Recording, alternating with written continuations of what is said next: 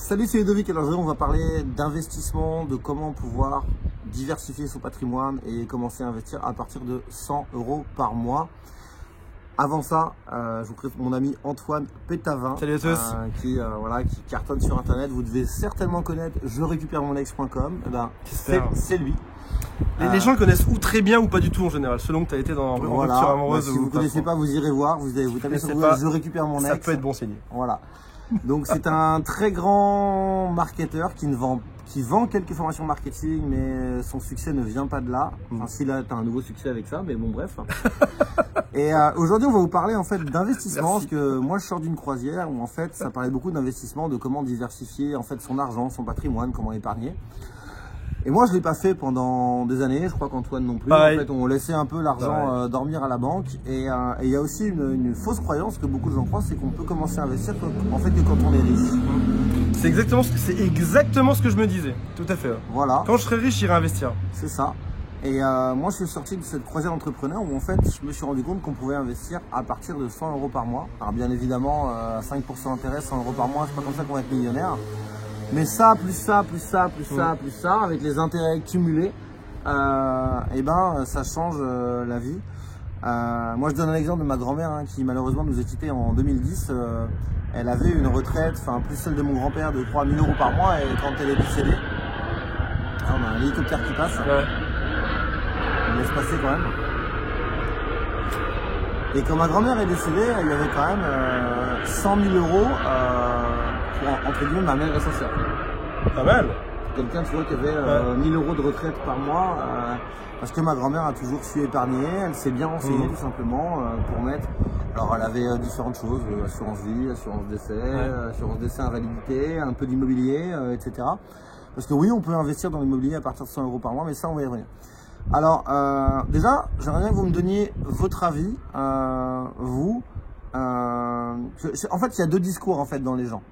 Il y a les gens qui se disent, ok, je sais qu'il faut se payer en premier. Donc, par exemple, si je gagne 1000 € par mois, je vais mettre automatiquement, je vais prendre 100 €. Quoi qu'il arrive, je vais les investir et dans ces cas-là, je vais vivre avec 900 €. Ouais. Puis il y a les gens qui se disent, bon, bah, j'ai 1000, c'est pas assez.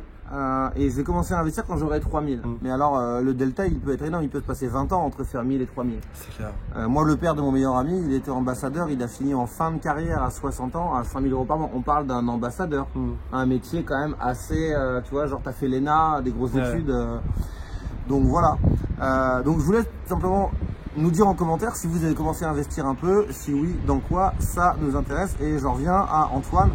Toi, je sais qu'Antoine, t'as investi, mais essentiellement que dans ton business. Ouais, ça a été mon erreur pendant très longtemps. Ouais. En fait, j'ai pas eu un. Ah, déjà, tu dis que c'est une erreur. Pourquoi?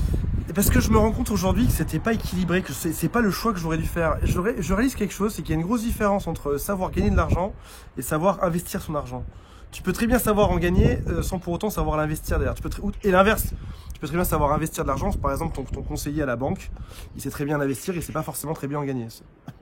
Bonjour à ma banquière aujourd'hui, si tu nous écoutes. Mais Julie, si tu nous écoutes, c'est pas non, moi je le dis souvent, quand tu veux faire un prêt immobilier, si ton conseiller de clientèle était un pro de l'immobilier, il serait pas conseiller de clientèle salarié à la banque, il serait investisseur immobilier. Et il est typiquement, enfin moi la leçon de Ludo qui me renverse, c'est tu peux très bien aller emprunter de l'argent à 1% ou à 1 ou 2%. Allez, on va dire que cette vidéo est à peu près universelle. Si dans 100 ans tu la regardes, ça sera toujours à peu près vrai. Tu peux toujours emprunter entre 1 et 2% à peu près quoi. Ta banque, c'est ce qu'elle te donne. Elle te donne le montant, à peu près le montant que désiré selon tes revenus. Et ça te coûte entre 1 et 2%.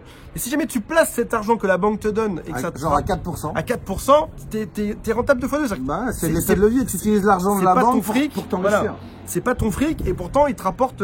T'as pris de l'argent à quelqu'un, tu l'as mis ailleurs chez quelqu'un d'autre et ça te rapporte de l'argent entre les deux. Mais c'est pas ton fric.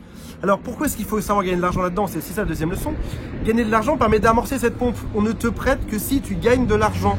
Si tu gagnes pas suffisamment, on ne te prête pas donc. Alors c'est une nouvelle donne parce qu'il y a, je vois encore beaucoup notamment de gens qui parlent d'immobilier où ils te disent tu peux emprunter à 107%. 107%, c'est-à-dire en gros 100% de ton investissement, travaux inclus, plus les 7% de frais de notaire. Ah ouais. Alors, c'est encore vrai dans certains cas, mais c'est de moins en moins vrai. Et moi, je l'ai vérifié. C'est-à-dire qu'aujourd'hui, c'est de plus en plus compliqué parce que Là, on fait cette vidéo, nous sommes début 2019, on est en mars 2019. Il y a une nouvelle crise qui arrive et on sait que quand il y a crise, les banques, bah, elles se calment. Tu vois, donc c'est plus la fête, quoi. Emprunter 107%, même si tu es à 5 000 € net par mois en CDI depuis 10 ans, c'est quand même compliqué. Mais il y a quand même des choses à faire. Mais ce qui est toujours important, c'est de faire jouer en fait l'effet de levier. Alors l'effet de levier, c'est pas forcément de dire je vais acheter un appart qui est financé à 107% par la banque et en fait dans 20 ans quand il sera à moi, je vais tout gagner. C'est pas ça. Ça peut aller beaucoup plus vite. C'est exactement ce que vient de dire Antoine.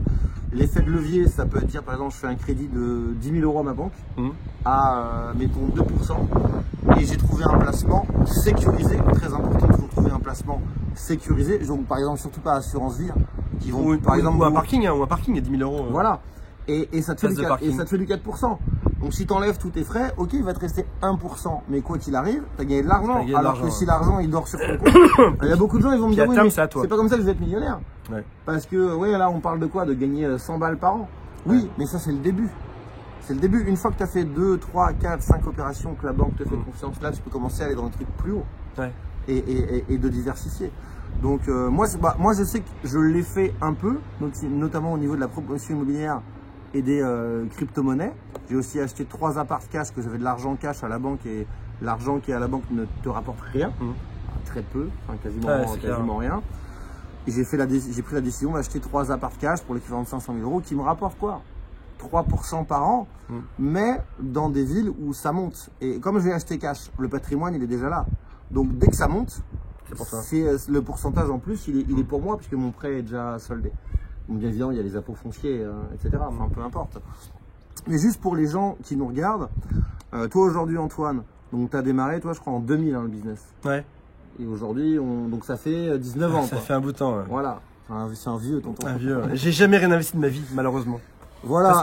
Parce que je m'y suis pas intéressé. Mais alors, je sais pas si t'es pareil aussi. Pour moi, c'est dur en fait de se mettre dedans. Faut pas avoir des regrets, mais juste si tu pourrais avoir un fils de 20 ans au final, Jean.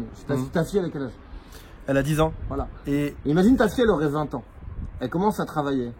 Quel conseil tu lui donnerais aujourd'hui justement? Je lui conseillerais de s'y intéresser. Moi, j'ai toujours fait un.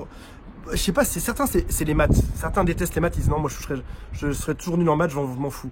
D'autres, pour comme moi, c'est la compta et toutes ces opérations immobilières. Pour moi, t'as une aversion aux chiffres en fait. Pourtant, t'es quand même ingénieur. Ouais, et j'aurais dû ne serait-ce pas forcément aimer, mais ne serait-ce que poser des questions, me renseigner, acheter des livres. Et puis au début, ça paraît compliqué. Et puis au bout de 2-3 qui disent la même chose, tu fais ok, c'est bon. Je commence à comprendre le machin. Il faut pas avoir fait un bac plus 10 pour acheter un appartement. Moi, j'ai eu un déclic il y a 2 ans. Ma petite soeur qui a 11 ans de moins que moi, on n'est pas du même père. Donc ma petite soeur, elle avait 24 ans et elle était en CDI, responsable d'un magasin, tu vois, à 1700 je crois, euros par mois. Et elle voulait vraiment acheter, tu vois. Et ma mère et mon beau-père qui avaient voulu acheter à l'époque, ils ont fait qu'une seule banque. La banque leur a dit non, ils ont dit oui, on ne le fait pas. Ma petite soeur, bon, l'avantage aujourd'hui, c'est les courtiers, tu vois. Elle allait voir un courtier. Bref, 6 mois après, elle était propriétaire d'un appartement. À quel âge? À 24 ans. Putain. Et là, moi, j'ai eu le déclic. Je me disais, bon, moi, j'avais déjà investi, mais surtout dans des opérations de construction-revente. Donc, tu prends du cash tout de suite, mais le patrimoine n'est pas là. Parce que tu sais comment c'est. Quand tu prends une grosse somme, 1 million, moi, j'ai pris à peu près 900 000, tu as le schéma idéal dans ta tête. Ok, si je suis logique, je vais mettre 20% là, 20% là, 20% là, 20% là. Sauf qu'en pratique, c'est jamais comme ça. Tu vois le délire. On est tous humains. Je vais dire une bêtise, mais tu passes devant, t'as gagné 900 000, tu passes devant une concession Porsche, tu vois une bagnole à 150 000 balles, tu sais que c'est un passif, tu sais que tu vas rouler avec 2 km par semaine, mais t'as l'argent, tu l'achètes. Donc, bref, ma petite soeur, elle est beaucoup plus logique, si tu veux, et partie comme elle est. À 30 ans, elle peut avoir 20 apparts. Tu vois? C'est fou, hein. Ça va pas alors qu'elle a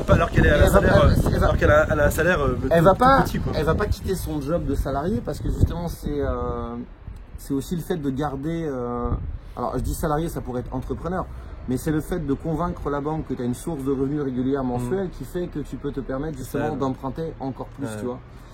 Et mais pour revenir au placement, je pense que ta génération comme la mienne, on n'était pas éduqués. Ouais, c'est ça. On n'y avait rien en fait. Nous, à part sorti de l'école, mais franchement, est-ce qu'il y a un prof à l'école qui t'a appris à gérer de l'argent? Personne. Voilà. Moi j'ai un pote, il fait des études d'expert comptable, il l'a aujourd'hui, il n'applique pas un métier d'expert comptable, mais il a le diplôme et il le fait pas. Ouais, c'est fou. C'est hallucinant. Il te dit c'est surtout pas à ton expert comptable qu'il faut demander comment placer ton argent. Non, c'est rien. Voilà. Donc c'est hallucinant. Expert comptable, si tu nous écoutes. Ouais, bah ouais, mais comme le conseiller de clientèle à la banque, malheureusement c'est triste, mais quand tu es conseiller de clientèle à la banque à 1 800 € par mois et que c'est cette personne, en fait cette personne-là a ta vie entre ses mains. C'est-à-dire que c'est elle qui décide si elle décide de faire monter le dossier à la hiérarchie ou pas. C'est quand même triste. C'est clair. Tu vois, que cette personne-là, si elle savait gagner de l'argent avec l'immobilier, je suis désolé, elle ne serait pas conseillère clientèle à la banque. Je suis désolé. Encore une fois, ça balance aujourd'hui, ça balance. Non, hein. mais je parle du conseiller de clientèle particulier. Où quand tu sors d'études, notamment de BTS, ma soeur, on lui a dit voilà, il y a deux choses, c'est la banque ou l'assurance, tu vois. T'as aucun diplôme, t'as aucun diplôme. Tu n'y connais rien à la banque ou l'assurance, mais parce que les métiers qu'on fait faire, c'est pas des métiers de gestionnaire. Donc c'est ça le truc aussi. Et moi c'est un message que j'envoie aux gens. Et donc là, on s'égare un peu, mais j'en reviens.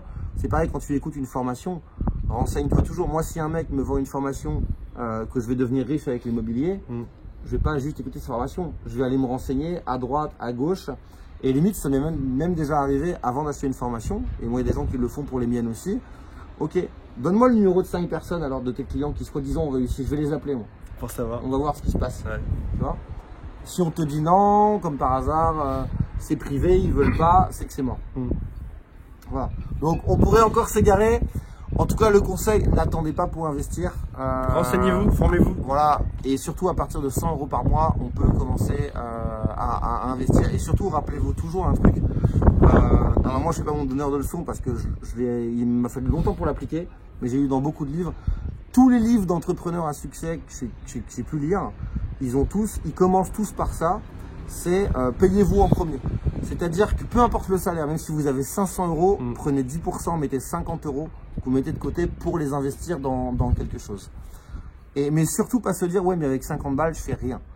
Parce qu'encore une fois c'est ça plus ça plus ça. Il n'y a jamais, enfin à part, je parle pas des héritiers, hein, genre Paris Hilton et tout, mais tous les mecs, voilà, qu'on grossit, ils ont commencé tout petit. Salut Merci de nous avoir écoutés. Les commentaires en dessous. Ciao.